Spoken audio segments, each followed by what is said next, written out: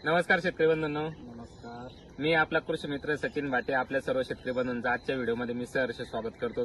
शेतकरी बंधूंनो, यंदा पाऊस खूप असल्यामुळं मोसंबी बागायतदार हे खूप अडचणीत होते. तर अडचणीत अशा पद्धतीने होते की जास्त पाऊस पडल्यामुळं मोसंबी बागाला ताण बसल का नाही बसल, झाडं फुटतील का नाही फुटतील, ही शंका शेतकऱ्याच्या मनात होती. तर फेब्रुवारी महिना आहे हा, तर आज दिनांक 12 तारीख आहे. तर आज आपण अशा एका शेतकरी बंधूंच्या शेतामध्ये आलेलो आहेत. तर यांच्या बागावर मिरग माल हा डिसेंबर एंड पर्यंत मिरग माल होता झाडावर, आणि नंतर झाडं फुटतील का नाही फुटतील त्यांना गॅरंटी कमी होती. मिरग माल तुटल्याच्या नंतर आपण यांना ट्रीटमेंट सुरू केली, फवारणी दिल्या. तर कशा पद्धतीने रिझल्ट आलेले आहेत आपण प्रत्यक्ष त्यांच्याकडून जाणून घेऊयात. दादा नमस्कार. नमस्कार. सर्व शेतकरी बंधूंना तुमचा प्रथम परिचय सांगा. भरत भजनराव पाटील मोरे, तालुका जिल्हा संभाजीनगर. याच्यावर पहिला मिरग होता, मिरग तोडून आता असं वाटत नव्हतं फुटतील म्हणून, पण 100% झाडं फुटलेले आहे. फवारण्या घेतल्या, त्यामध्ये 3 फवारण्या घेतल्या आम्ही. त्याच्यामध्ये मिरग असताना किट टाकली होती ती, न्यूट्रिएफ फॉर्म्युला बॅग टाकली तुम्ही. हो. तर मिरग असताना किट टाकली होती, त्याच्यानं रिझल्ट चांगला आला. हा. झाडं बी एकदम चांगलं आहे. क्वालिटी वगैरे कशी Quality वाटली तुम्हाला एकदम झाडाची? भारी क्वालिटी आहे. तर या आपले टोटल 500 झाड आहेत. 500 झाडामधून किती टन माल गेला मिरग? 12 टन गेला. 500 झाडामध्ये 12 टन माल गेलेला आहे. हो. आणि हे झाडं मोठाले आहेत आणि बाकी तिकडं छोटे छोटे आहेत. छोटे आहेत. तर या झाडाला तुम्हाला समजा मिरग हा गेल्या डिसेंबर एंडला गेला. हो, डिसेंबर एंडला गेला. हा, तर हे झाड आपण नंतर याला ताण पण नव्हता, काहीच ताण नव्हतं, पाणी हा. चालू होतं. पाणी चालू होतं. तर तुम्हाला वाटलं होतं की हे फुटतील म्हणून? मुश्किल होतं, वाटत नव्हतं फक्त म्हणून. हा, तर तुम्ही ज्या फवारण्या घेतल्यात तर शेतकरी बंधूंना त्या फवारण्याचं थोडं माहिती सांगा, म्हणजे कोणत्या कोणत्या फवारण्या घेतल्या याला? पहिल्या फवारणी द्यायची घेतली होती, ओमनिमोल आणि फॉस्फेटियल. हा फॉस्फेटियल.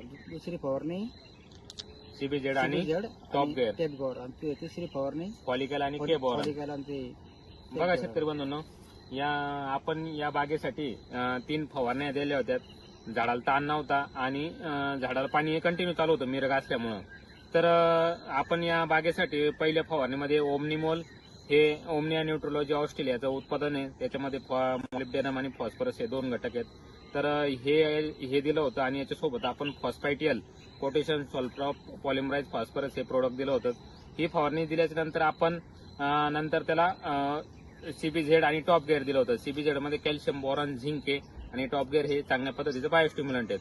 तर या 2 फवारण्या केल्याच्या नंतर हे झाडं चांगले फुटण्यासाठी मदत झाली. ओमनिमोलनं झाडामध्ये स्टोरेज तयार झालं, झाडामध्ये एक ताकद आली एक प्रकारे, आणि झाडं फुटायला चांगली मदत झाली.